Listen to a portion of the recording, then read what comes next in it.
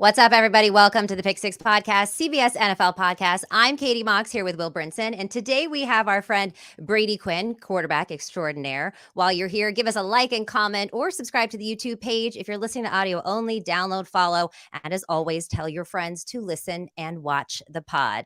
Before we get into it today, this weekend, CBS heads to a major tournament when the world's best golfers descend on the legendary Oak Hill Country Club, with the winner taking home the coveted Wanamaker Trophy at the PGA Championship.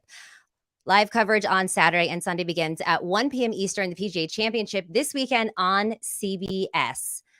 Fellas, while on that subject, I don't know if you saw the press conference with Rory McIlroy when he said, if I never win another tournament again, I will be satisfied with my career, or something to that note. How do you feel about that? Yeah. He's lying. He wants the career Grand Slam. He doesn't have a win at Augusta. He doesn't have a win at the Masters. He's not guaranteed membership at Augusta as a result. I don't know how they do that technically. Like, let's say you're one of the best golfers to ever play the game of golf and you don't win a Masters, but you win the three other majors. He's going for the Grand Slam, yeah. And like, would you be invited to join Augusta? Because I feel like they'd be like, "Listen, Rory, we'd love to invite you, but he's been a pretty big ambassador for golf. I mean, he's really picked up where Tiger's left off. Oh, sure, especially through this whole wave towards the Live Tour. Did you see the picture of him and Jay Moynihan walking? And then it's just like it's him and Jay Moynihan walking, and they're both taking the exact timing of their steps, and they're like grinning so heavily, like, "Oh my God, Jay, it's so great to be with you." Like, "Oh, I love the PGA Tour." And then behind them is like Colin Morikawa, and he's holding this.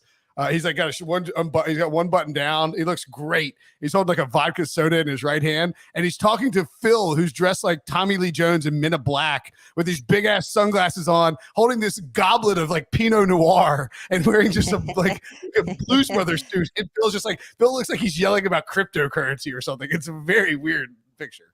All right, can I go off script a little bit? Is that okay, Katie? If I just transition to something else, because this is like hit something in my brain that I did want to talk to you guys about, only because pew, pew, pew. So obviously the Live Tour, whether PGA Tour traditionalists want to be honest about it or not, or acknowledge it or not, it has been good for the PGA Tour players, all right, in many different facets and ways, which led me to think, okay, like this whole talk of potential a draft lottery for the NFL, like would that potentially be better for all parties involved? And I think if you look at how the NFL draft has continually grown and the hype that's surrounding it, I think it's two schools of thought. Like either you don't touch it because you can't make it much better than what it is, or you're saying like, hey, how can we tap into this thing more? All right, what about a draft lottery special? And all of a sudden we've got, this one, night where we've got a bunch of different stars who are potentially, old Hall of Fame players at those teams that are in the mix for the number one overall pick. And you're hyping it up even more. But I do feel like that'd be like taking a page out of the NBA or NHL playbook. And I do think the safeguards are this. Like right now, you probably only have a couple of teams when they get towards the end of the season who you could say are tanking because Arizona. Well, right. But they're in that position where they can potentially get the for sure number one overall pick. If you get a lottery system, that's like the final 10 teams for top 10 are like, hey, let's just roll anyone out there that's capable, and let's just try to tank for this thing to see if we can't, improve our odds of getting number one overall pick. So I know it wasn't part of the rundown. I apologize, Billy. Sorry, Katie and Will. No, I do think it's necessary either to just, burn this, just completely get rid of this idea and shoot it down, or maybe there's some legs here. Well, I would say a couple of things, and you know that I'm prone to saying that a lot and then saying like one thing that has several different tangents related to it. But credit to Albert Breer for mentioning this. And something you said, Brady, really jarred it loose in my brain where like, dude, the NFL is not going to do this if it looks like they're following the NBA's lead to generate attention. Like they won't do that. They have too much pride. They understand that they're absolutely I don't know. I don't know if I'm using this word correctly. They're about to take Christmas from. They're about to I was going to use. They're the Grinch. Just say it. Roger Goodell's the Grinch. All right. I feel like we've said that on this show. He's taking advantage. We have, but he's taking advantage of Adam Silver, who's a nice guy. They're cucking Christmas from the NBA is what they're doing. That's what I was trying to say. I don't know if that's appropriate or not. Whatever. Can't be the worst thing I said today.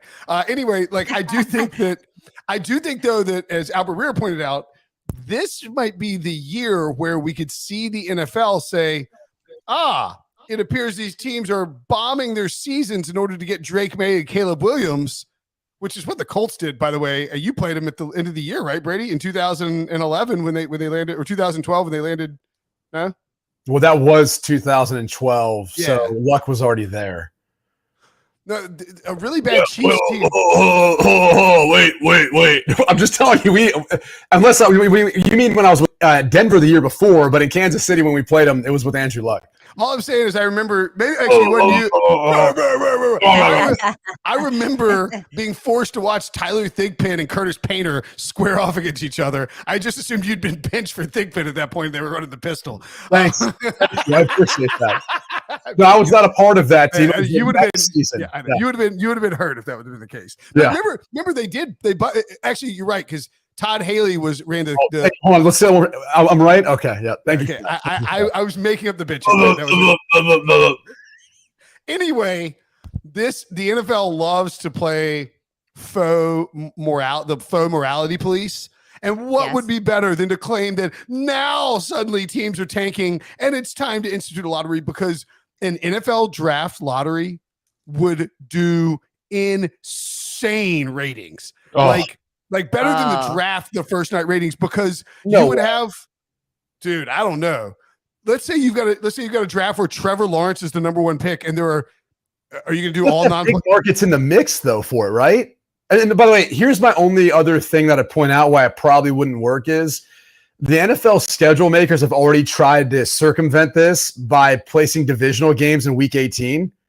So if you look at it that way too, like there could be some potential stuff on the line where you really can't afford to lose that game at times in order to prove your draft position. But again, look, we've seen coaches before who have no problem laying it all on the line and going up against the organization's best interest and winning a game to not get the number one overall pick. Lovie Smith may have cost the Texans not just Bryce Young, but next year's number one pick if the Texans are terrible and they end up giving it to Arizona. Like Tankathon, I think has it. I mean, hashtag legend. He should never have to ever buy a drink in Chicago ever again. Ever. Or Charlotte. If you want. I mean, if Bryce Young's good. At any rate, yeah, like I just think that if depending on how many teams you got involved, right? So you have 14 playoff teams. Would you put 17 teams in the lottery? I think that would be 10. Yeah, Wow. 10, right? But now that gets tricky too, where it's like you got to do the math. You got to do the math. All right, we're gonna have some teams with the same record. How are we gonna handle that, Will? Then you go to head to head. You do the 7 other things that the NFL always uses for tiebreakers. So I'm sure we could do that. Or hey, how about the old-fashioned way? We find a unweighted coin. And just like we do to start a game, we just flip it, and we have those two teams pick heads or tails. But I'm saying that all the different tiebreakers and all of that would actually be beneficial for the NFL because you would essentially eliminate a bunch of teams in Week 18 from like if you're at a 6-way tie for the 10th spot to get into the lottery. You're not figuring that out on the fly, like looking at the scoreboard and running the strength of schedule. I mean, maybe somebody will do the analytics for it where it's like, Sean, we need to give up 14 points in the fourth quarter and have the Cardinals score 17. Like there's just too much going on. So I actually love the idea. You would prevent the teams at the very bottom, and obviously Lovie Smith, the oppo of that, but you would prevent those teams from doing the stuff you don't want them to do because there's no real benefit unless you just heavily weight the worst record. And then you would make it too convoluted for those teams to figure it out. And fans would go bananas. Can you imagine if the Jets or the Giants or the Cowboys landed the number one overall pick in like a Trevor Lawrence style draft? You would have Roger Goodell frozen envelope, like conspiracy theories painted all over Reddit. Yeah, I'm with you. I'm 100% with you. I mean, obviously, part of the reason why I bring that up is because the 2024 draft does have a guy like Caleb Williams who teams are probably going to tank for. Maybe even Drake May to some degree. I'm sure there's some other quarterbacks who are going to be part of the mix. I think Joe Milton at Tennessee is probably that guy who could fly up, draft boards because of his size, his skill set, that the arm strength, the athleticism, all the things, kind of like Anthony Richardson. And so, you're going to have some of those guys that create waves, but because Caleb Williams is going to be the number 1 overall pick, I think there's a lot of teams that would be putting themselves in that position, but currently probably would be saying, hey, let's just try to get the number 1 pick to take Caleb Williams. We'll turn this whole thing around. I'm still a believer, whether you believe it or not, that it's going to be Washington that does that, because he is from the DC area. It would make a lot of sense. You got a new ownership group, I think, unless this whole thing falls through. I think we're good. I don't know. Apparently it took on more debt than they were supposed to, and they've got a lot of minority owners involved that people are like, wait a second, we're not used to having this big of an ownership group. And I think they kind of got cleared through the next hurdle recently in the last few days. But look, if they don't pull it off, Brian Davis is in the wings. He's fine. He'll pick up the tab. Or the Canadian guy with the Right, incredibly long last name, the Apolopoulos. Okay, he's like, all right, boys. Yep. All right. Let's keep this moving here, fellas. All right. Alex Smith had some strong opinions regarding whether a defensive head coach is able to develop a young quarterback. I'm going to paraphrase this. He said, there's a different mentality from my career when you play for an offensive head coach that wants you to light up the scoreboard and outscore the opponent, whereas a defensive head coach really just says, hey, don't screw it up. Don't turn the ball over. So, Brady, what is the difference between an offensive and a defensive head coach for a quarterback? Oh, you're on mute. You're muted. I'm sorry. I can't wait to see how Billy's going to clip this and then post it on social media. That's the type of reactions we're going to get, because he's going to take the most viral thing that I say right now, and he's going to be able to throw it out there in the ether. So there's without a doubt a big difference, in my opinion, in the manner in which a head coach who's an offensive-minded coach versus a head coach who's a defensive-minded head coach, for a lot of the reasons that Alex Smith laid out. I think conservative play, but I think more so than that, I would just say big picture. I think a lot of offensive-minded head coaches look at the quarterback position. They understand the perspective of really what's going on.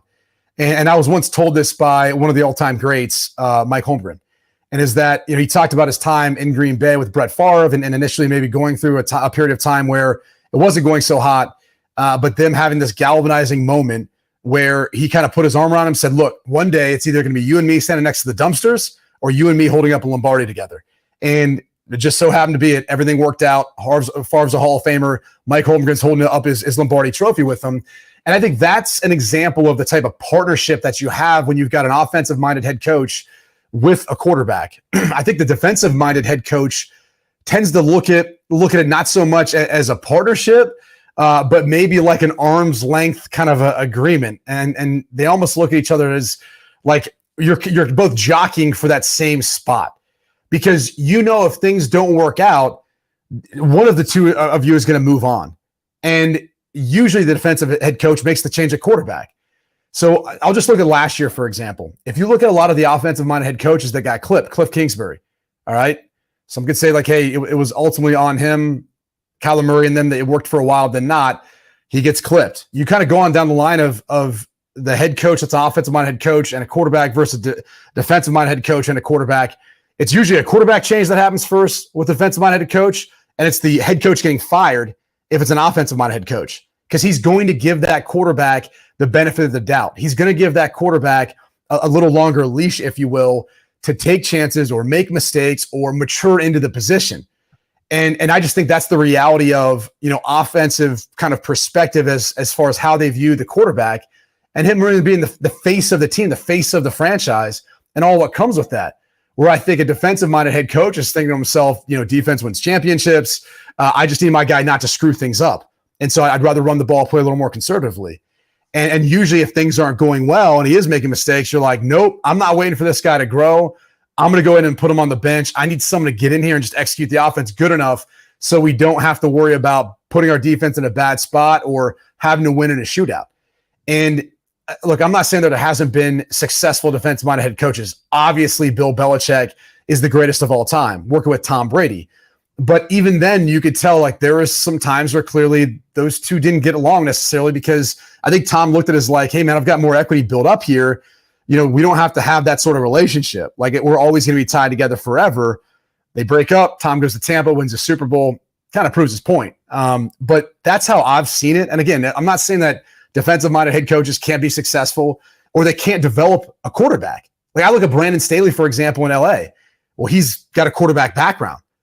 I'm just saying defensive-minded head coach, right, as far as his coaching career, but he's got the perspective of more of an offensive-minded head coach. That's why he's aggressive. That's why he applies the analytics and going forward on fourth down and giving Justin Herbert a chance. So there's examples of that, but I think it's seldom sometimes that you see a defensive-minded head coach that has the perspective that's going to be able to sit there and say, I am willing to, put my job on the line before the quarterback, to let him develop, to let him grow, to see what we've got in this young man. I think a lot of times too with the defensive-minded head coaches, and the one thing that stood out to me, which I think you're right on all of it, Brady, but the part about like, all right, a lot of times defensive-minded head coaches, particularly the older ones, prefer to have the quarterback not screw it up, as opposed to letting the quarterback drive the offense and drive the team. And I think you can kind of run through like the franchises too a little bit. I mean, like the Bills, right? Sean McDermott, defensive-minded head coach, but he understood it. Like he brought in Brian Daboll, and he trusted Brian Daboll, enabled Brian Daboll, and now Ken Dorsey to run this offense that we thought would help elevate Josh Allen. So there's that's a case of a defensive-minded head coach who is willing to embrace both sides of the ball. On the other hand, you have a guy like a John Fox type, and I don't mean to pick on John Fox, but an older defensive-minded head coach. I think Ron Rivera, whose hat you could throw in the ring as well. Pete Carroll, even Pete Carroll's had good quarterbacks. Russell Wilson was on a Hall of Fame track and was never received an MVP vote, but was a viable candidate. Pete Carroll doesn't want to let Russ cook. I mean, that's the whole thing, right? And you kind of go through the teams, and you can sort of look at look at the most stark contrast, like Brian Flores, because you kind of said an older defensive-minded head coach, right? But look at Flores and how he handled things with Tua. It was like, all right, 2-minute drive, let's put in Ryan Fitzpatrick. It's like, well, hold on, dude. Like at some point, we've got to see whether or not he's capable of doing this, right? Right. And so he moves on. Mike McDaniel takes over. Boom. It's like, look at the confidence. Look at how he's playing. Look at how he handled things. And I just think you tend to see that more often with an offensive-minded head coach, even Kevin O'Connell, and how he's handled things with Kirk Cousins in Minnesota. You just tend to see that more often with an offensive-minded head coach than a defensive-minded head coach. And the other thing, too, is that a lot of times an offensive-minded head coach is going to cater his offense to the skill set and the variable abilities of that quarterback more often than a defensive-minded head coach is going to be. When a defensive-minded head coach does that, it's typically, again, because they're empowering a smart hire at the offensive coordinator position and then saying, you do the work on the offensive side of the ball. So I don't know. I think ultimately it's probably like a lot of things in life where there's this side and there's this side, right, and they like to argue about it. But down the middle is where you want to live, where you're an offensive coach who caters stuff to your quarterback, or you're a defensive-minded head coach who's smart enough to bring in an offensive mind that will help your quarterback grow. Think about it this way. Why are you grinning?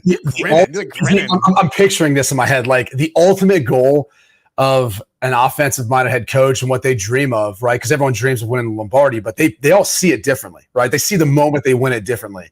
So an offensive-minded head coach sees it being like a completion, down at the goal line, he stretches across it, he gets it, touchdown, they win. Like that's how the offensive-minded head coach pictures it in the final moments of the Super Bowl, and then hoisting up that Lombardi trophy and looking at his call sheet and circling it and, putting it in a frame and putting it on his wall forever.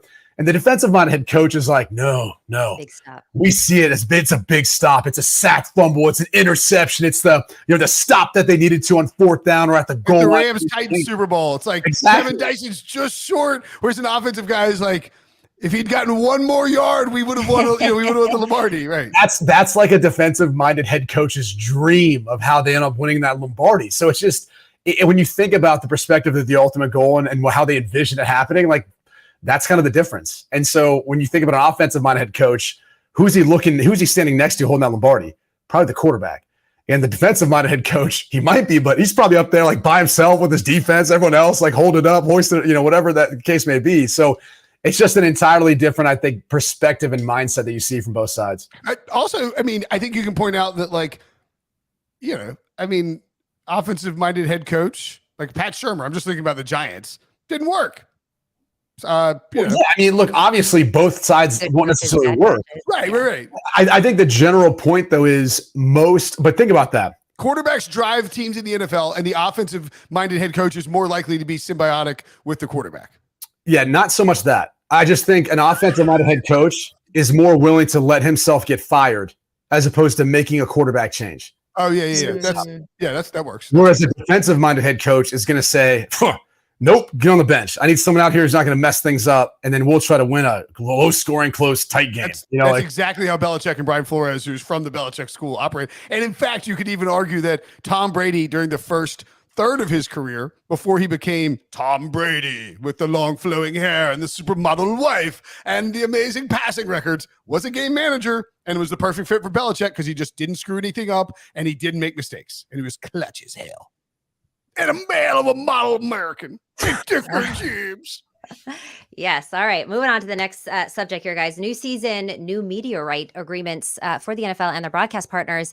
CBS, Fox, NBC, ESPN, all guaranteed one wildcard game during wildcard weekend. CBS, Fox, and NBC rotating that second game, which means there was one more up for grabs, a sixth game for the price tag of $110 million. NBC's Peacock was granted the rights to the sixth wildcard game. It raised a lot of eyebrows because one, you're allowing a playoff game to go to a streamer, and two, not Amazon, who's already your partner.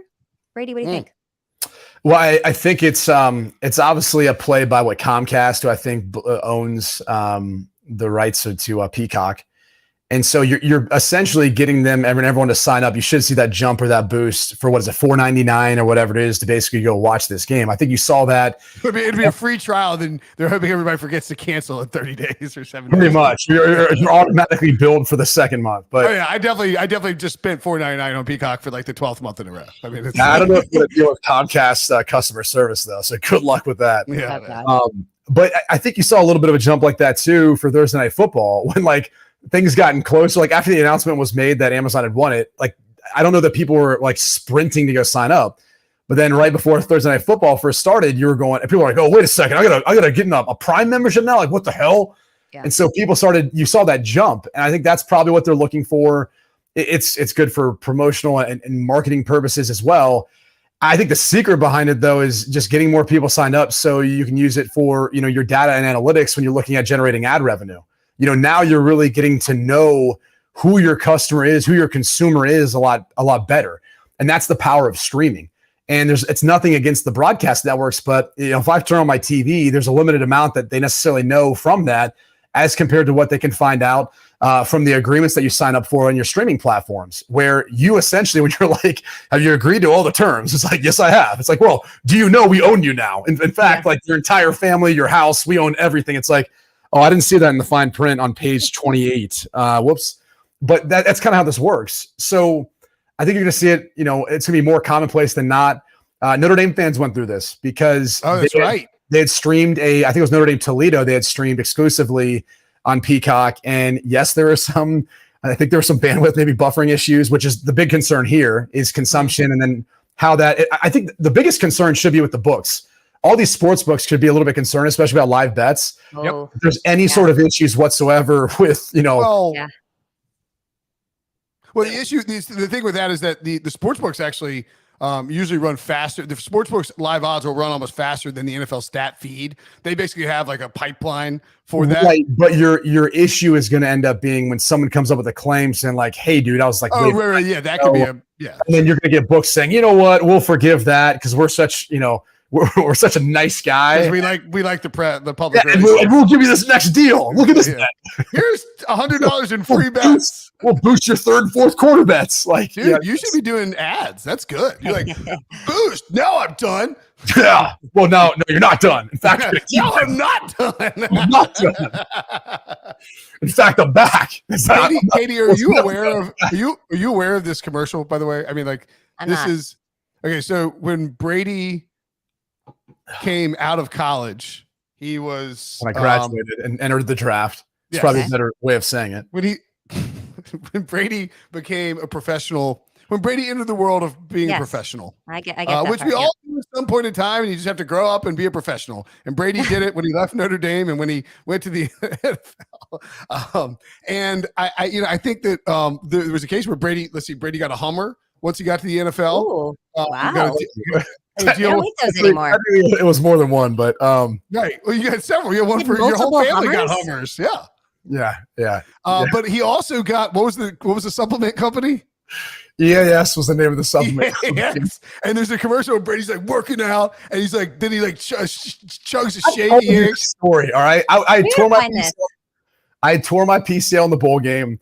They asked me to go out to film this thing in LA, and I was like, at that point in time, was not running 100%. They like wanted me to run on this treadmill without anything. It was just like a spinning tread on the ground that you just kind of had to jump on and run. I was like, I'm not cleared for any of this. Like, I'm not going to be working out the combine. I'm going to have to like push my pro day, like any of this. But I had signed the deal relatively fast after I had obviously graduated and entered into the draft.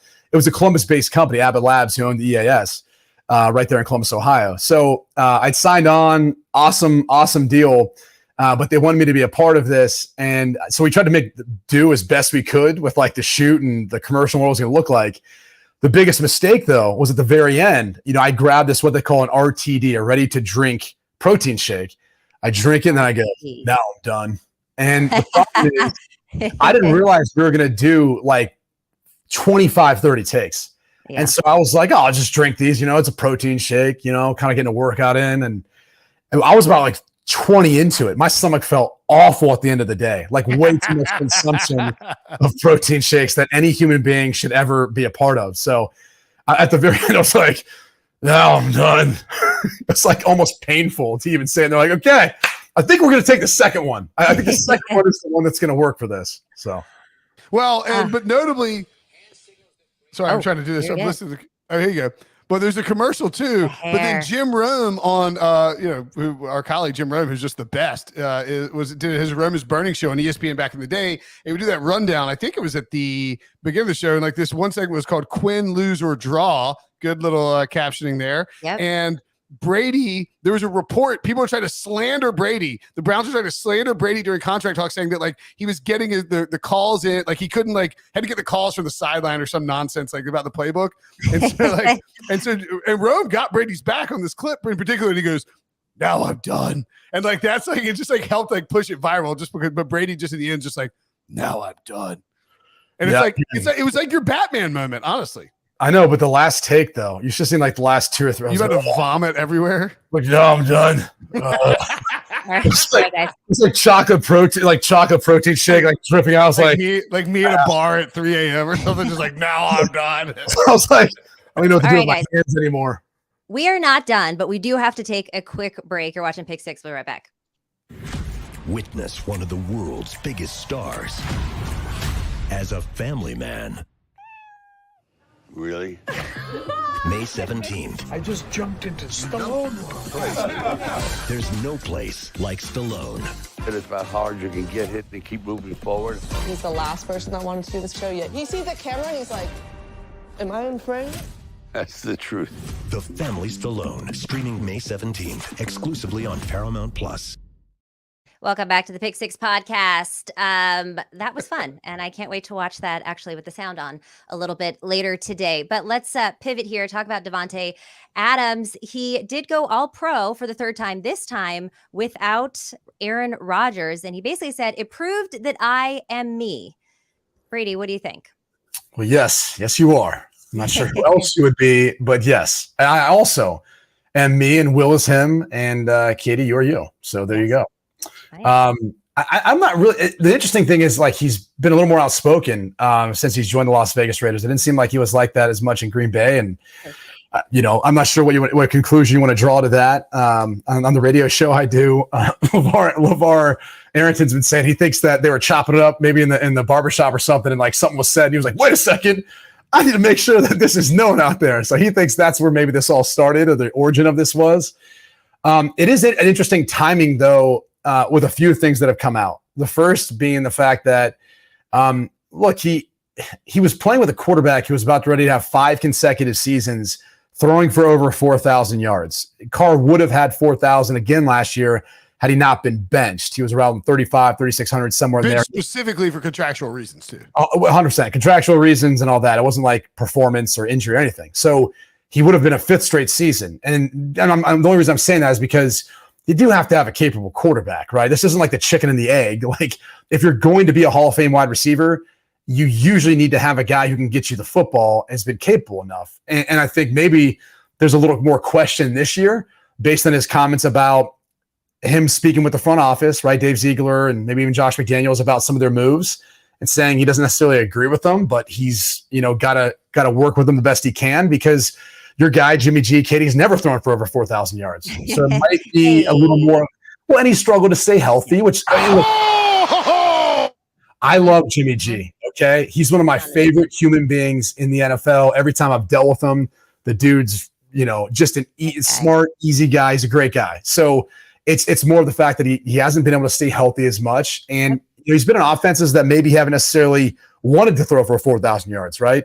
Sure. So it's just kind of interesting that Davante Adams would say these things now, and the comments kind of lead to the fingers pointing to like, okay, maybe he's not a fan of the whole Jimmy Garoppolo signing, whatever the case may be. Well, he's not a fan of Derek Carr leaving. I think he came there for Derek Carr. I think that too, and then probably, which again, that wasn't Derek Carr's, choice and decision. Yeah. So that's part of it. But I also think it's frustrating. Like he had stability in Green Bay. I mean, if you look at, for example, his last season in Green Bay versus his most recent season in Las Vegas, the yards are close, touchdowns. He had more. He was targeted more, but he actually ended up having less receptions than he did his final year in Green Bay. He was way more up and down too. He had some real duds and some real big games, but it didn't ever feel consistent. I don't know that that's on him though. Sure. Right? Like he's learning a new offense. Derek Carr's learning a new offense. That chemistry is going to take a while to gel, and it's not going to be like what he had with Aaron in his final year in Green Bay. So it goes to show you, like, there's obviously going to be things are going to take time. There's going to be some frustration that comes along with that. But he's a Hall of Famer. Like I don't remember anyone ever doubting whether or not Davante Adams was on the path to be a Hall of Fame wide receiver. Like it's kind of odd to me because I'm like, did someone say this? Did I miss something? Like, why is he saying this now? So Ryan Wilson likes to get mad at me when I suggest that people are Hall of Famers. Wilson is like, it's like weird. He's just like a prude about the Hall of Fame for some reason. Like he's like, you think Andrew Whitworth's a Hall of Famer? I'm like, yeah, I'm pretty confident Andrew Whitworth. I mean, don't you think Andrew Whitworth's a Hall of Famer? I think so. I mean, I have to look. Here's who I know is a Hall of Famer. Joe Thomas, baby, because he's going in this fall, and I can't wait for it. Isn't he already in? Yeah, he's already in. That's what I'm saying. He's going in this fall. Oh, wow. He's a Hall of Famer. Congratulations. I'm just saying. Yeah. Oh, you're celebrating your buddy. Sorry. Yeah. I thought you were like, I knew what you were doing. I was trying to mess with you. But I agree. I think Davante Adams, I mean, obviously, if he just quit playing football right now, he might not get in the Hall of Fame. If he plays out his career to a similar level that we've seen thus far in expectations, and he's a no-brainer Hall of Famer. I guess it's probably a thing where, it could be where somebody said, like you say, the barbershop comment, but like somebody at one point was like, wow, third quarterback or fourth quarterback in 3 years, huh? It's weird, like it just rubbed in the wrong way, whatever it was.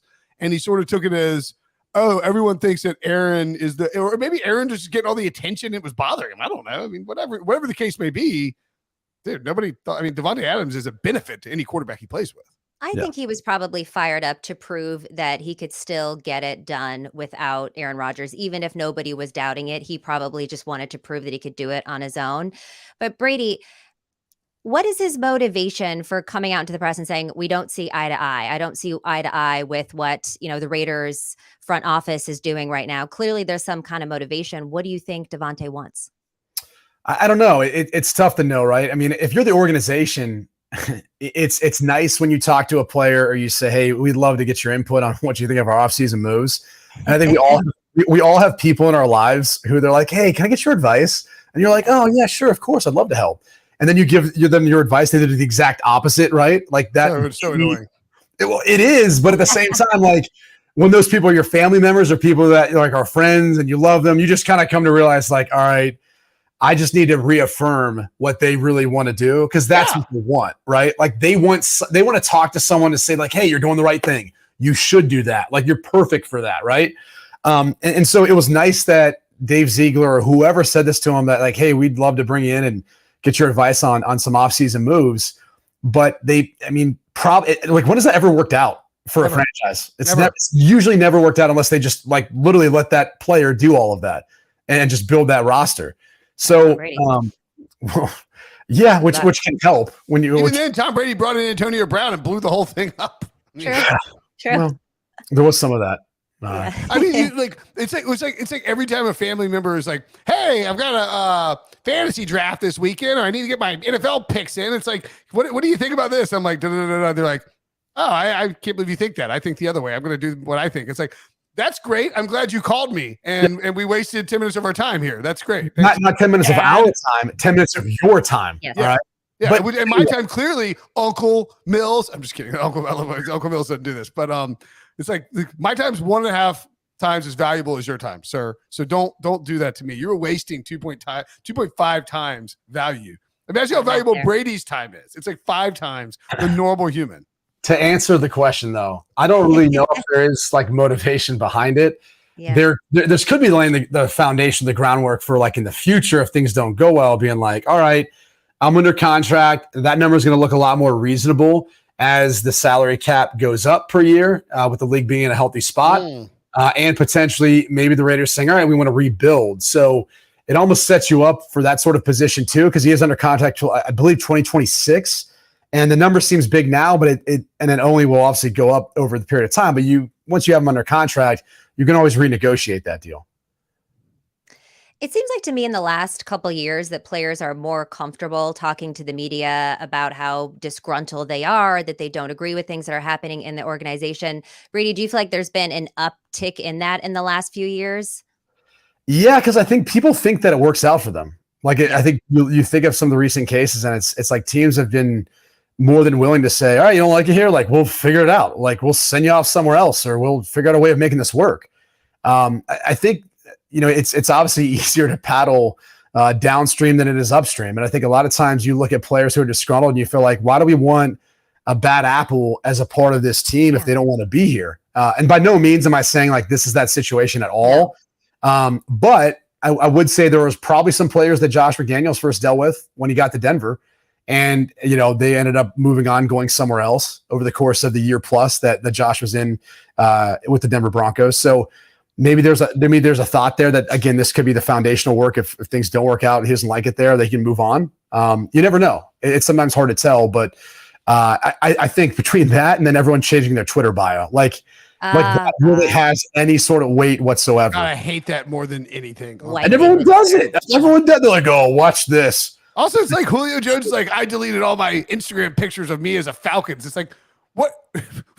You're a Hall of Famer as a Falcon. You probably want to keep those. Yeah, like you don't think, dude, do you think somebody's just the Instagram fairy is going to magically re-upload those for you? Like, you just deleted your whole. It's like, delete your profile. Go away. No one cares what you post on your Instagram as if it's some coded message from the millennial Falcon. I see what I did there. This generation of people who send coded messages through Instagram, it's pathetic. It's like, just say what you say, mean what you mean, say what you say, and be an adult about it. Like, I don't need you. Kyler Murray deletes all the Cardinals references from his Instagram. It's like, you're still under contract. No one cares if you delete your Instagram pictures, dude. They still exist. God, it drives me nuts. Yeah. How do you really feel? Well, I'm on a microphone, so I kind of held back a little bit. I do think social media gives people, because you have all these yes men that are in your ear telling you how great you are every day, and are condoning the behavior, and it inflates all of the egos of some of these players. And to your point, Brady, it rarely ever works out for them. They don't exactly get what they want. We're taking a quick break here. You're watching Pick Six. We'll be right back.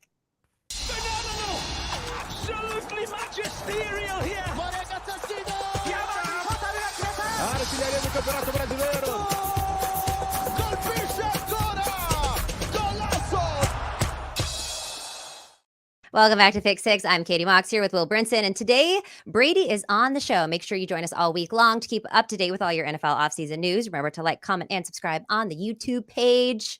All right, let's talk about the Vikings here. Who is Kirk Cousins' successor? I don't know. I don't think that guy's on the roster. Maybe Kirk Cousins? Yeah. Could be Jaron Hall. Their BYU quarterback they took this year. Probably is not though. They still have Who's it that Spielman took? Mon. Kalaman, yeah. It's not there anymore. I believe he might be in Cleveland now. I could be wrong. Right. Just a guess. But yeah. Nick Mullins on the roster. Mullins. That's right. Nick Mullins. Oh, look how happy Katie is. Yep. Oh, come on. I'm not going to see what his nickname is, but you love your 49ers. By the way, sidebar, because I'm not sure. Yeah, Drake may. Dominic the Blind's probably true. There's probably going to be a good chance that the quarterback is playing in college. It's somewhere at this point. By the way, sidebar, Christian McCaffrey said the trade to San Francisco, this might hurt Will, but it's going to make Katie happy. Greatest thing that's ever happened to him. Sure. Now, some would say the fact that he just got engaged to Olivia Culpo recently probably should be higher on that list. See, that's somebody who's engaged. That's somebody who's either like dating or engaged, but not married and definitely doesn't have kids. Because the second that you get married or the second that you have children, you learn to say when somebody's like, what did you think about this? Like, wait, Brady, when the Irish won the national championship, how did it feel? You like, well, I'm a father, almost and a husband. As good, yeah, almost as good as the birth of all my children. Like in your head, you're thinking the greatest day of my entire life by far, by like a substantial margin. But in your there's a filter between your brain and your mouth that is like, mention your family, and you're like, obviously, as a husband and a father, I can't say it was the greatest day of my life because I have those things that are obviously better. I would never say that. However, if those things weren't here, it would be the greatest day of my life. That sort of thing. I think he meant professionally, but yes, I agree with what you're saying. Filter. That's the filter. That's where either there's a filter or you've got add-ons, right? That you need to be putting a part of that, or like disclaimers, like you create the disclaimer first, then you go to the best thing that's happening professionally. Obviously, my engagement to insanely attractive and cool, world famous supermodel who makes way more money than I do. Yep, more famous. Isn't better than being traded in the NFL. Some people would say he's living on the edge. I mean, I'm just saying, man. Like, all of a sudden, you make her upset. Next thing you know, there's plenty of suitors. She deletes all the Christian McCaffrey stuff from her Instagram. Yes, scrubbing. Speaking of scrubbing the Instagram, the Vikings also scrubbed Dalvin Cook from their banners. What's next for the running back? That's a good joke, right? Like, don't you think this is probably like them firing back for like every player doing this to their Twitter bio? Like, this is like somewhere inside the front office. They're all like laughing and joking around. No, I don't think so. I think it's more of a they always like. I think it's. I mean, I agree with you. Like, I think it's hilarious that the social media teams like we had to. I think it's like they don't want to trade Dalvin Cook and then get burnt because he's on the banner. Maybe. You know what I mean? Right. I don't think they're trolling him. I think Dalvin will take it as being trolled, and like any NFL player is going to take it. Like if but now every other NFL team will knows that he's on the trade block because he's now not a part of the banner anymore. So like you're showing him your cards. You're basically like, here it is. Yeah, I mean, what do you want from him? I get. By the way, the Pick Six podcast should follow the Vikings. I don't know why we don't do that. Love the Vikings. They're like an average at best social media team. They are. What? They're like an average social media team. Where's the drop of where's that drop? I mean, they're average at best. Like, were the Vikings blowing you? Do you ever remember talking about the Vikings social media team outside of this removing Dalvin Cook from the header? Maybe they're So what are we throwing the Tennessee Titans like ahead of everyone else? Titans have vaulted. No, the Panthers are one for me. The Titans have vaulted their way. Dude, the Panthers are objectively hilarious. Who did the anime this year in the draft? The Chargers. That was unbelievable. No, they did it last year too. I know, but I'm saying like every year they do that. I'm like, there are so many little digs that you got to pay attention. Oh, it's amazing. Like Derrick Henry's being operated on as a cyborg, and they have like mayo and hot dogs, or like what else did he eat? He did the hot. Will Levis did the mayo and the. What was the public health warning? What was the public health warning they put for one of the teams? Oh God! Didn't they do that Didn't they do MRSA at one point? Like, didn't they do a MRSA dig?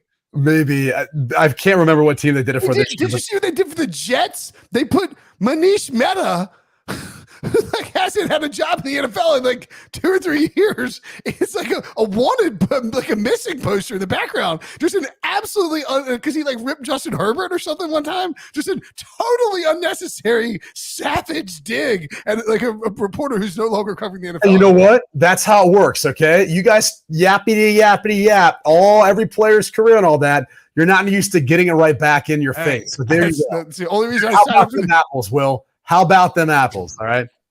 It's actually how about dem apples? I believe it's not them apples. That's what I said. How about them apples? You said them. I said them. How about them apples? The point being is the only reason I do this podcast is for you is to get it thrown back in my face on a weekly basis. Will, you should do a Mount Rushmore of the social media teams because I think that would actually be hilarious. That would be good. I like that idea. I like that. Panthers, Chargers, Titans right now, and who likes to dunk on people on social media? There's some teams like I'm like, are they even active on social media at all? Yeah. I mean, do the Browns, are they active on, or they kind of stay away from it? They don't really do. It's hard when you the Browns do some stuff, but they're like, I'm sure they get killed if they. Yeah, try it also depends on like like the Panthers. And you could have seen this when like Matt Rule got fired. You could tell they like he had a heavy hand in that stuff. By as I understand it, like he was in. Which, by the way, maybe a lesson to be learned there is you don't need to worry about tweets and like articles on Panthers.com and maybe focus on the game plan. But neither here nor there. depending on who is carrying the most weight in each particular building, you can. You can have maybe a little more active, a little more leeway, et cetera, depending on the creative minds. Et cetera. I see. Yes. Et cetera. There's one thing in the comments that I think needs to be highlighted. Dom said, I follow the Eagles on Twitter, and they're not great. Yeah, I follow all the NFL teams. Is that just to get Billy fired up? Like, what are we doing? Well, because you know what? Yes, because you know what Billy does is anytime there's a positive Eagles thing, it gets highlighted and thrown into the chat. Billy's I just just want to make sure. Look at this. Look at this. This is embarrassing. This is okay. You're supposed to be chatting about football, not being an Eagles over there. Anyways, the Eagles are fine, I guess. Yeah. Well, okay. What's next for Dalvin Cook? Let's get back to that. What's going on with Dalvin Cook? I don't know. I mean, you make your way to a team where you get a fair amount of the carries, maybe closer to home, if you will, or maybe a contender. If you find a team for the right price. I mean, that's the hard thing, though. Who is it?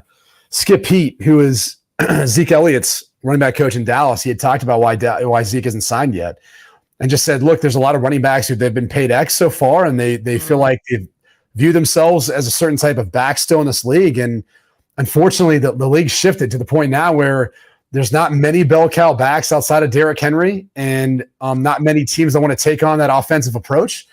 So you got to kind of find your role, and it's tough, but it's just the reality of where the NFL goes right now. So I feel for running backs. I mean, they obviously have a huge impact on offensive output and taking pressure off quarterbacks. And again, someone in his position who's a Pro Bowl caliber running back, isn't going to necessarily get the opportunity that I think he's probably looking for. But that's just the nature of the league right now. It goes in ebbs and flows, and maybe that changes, and maybe he finds himself in a different team with a different situation. But I'll be curious to see where he ends up. I mean, Tampa's a team maybe that you'd look at. I'm just trying to think of teams off the top of my head. At least takes him back to his college days, being a little closer to home if he wants that.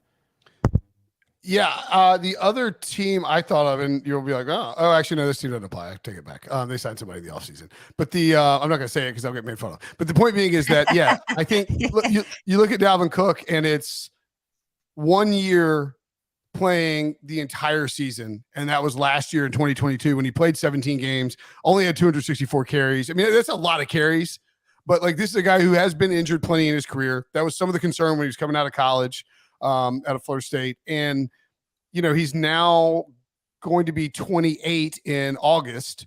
Like, how old was he when he came in the league? 21, 20? He was 22 his rookie year. So he's played 6 years. I feel like he's been in the NFL a lot longer than that. I mean, he was that same class as McCaffrey and Joe Mixon. All those guys feel like they've been in the NFL for like a decade. Fournette, Dalvin Cook, Christian McCaffrey, Joe Mixon were all the 17 class, right? Who am I missing for that draft class? I mean, it's crazy to think just how much think about that period in the draft and how running backs were kind of viewed and all that. And then to today's NFL and what the free agent market looks like, now this year maybe it was a little different considering Bijan Robinson and the running back who went to Detroit. It's my mind's Jahmyr Gibbs. Yeah. But like, that's usually not a typical year. Well, and it's interesting if you kind of watch the trends about it too. So in 2016, we had Zeke Elliott go 4th overall, and it really catapulted the Cowboys into success. But you can kind of look. Everyone followed suit. Yeah, exactly. Everyone followed suit the next year. Jacksonville made the AFC Championship game with Leonard Fournette his rookie year, but then it's like, oh, you could have drafted Patrick Mahomes or Deshaun Watson instead, and everybody was like, yeah, especially when Lenny kind of fell off, and you saw the first running back taken in 2018. Was it Sony Michel? I think so, ahead of Lamar Jackson. And then 2019, we had and the point being is like you saw a big drop off, and now we've kind of seen it come back a little bit this year with Jahmyr Gibbs and Bijan Robinson. Although I think, to your point, Brady, that's probably more of a trend related to this draft class than it is overall running back success.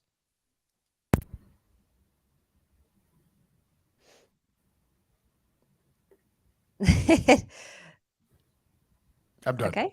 Now I'm done.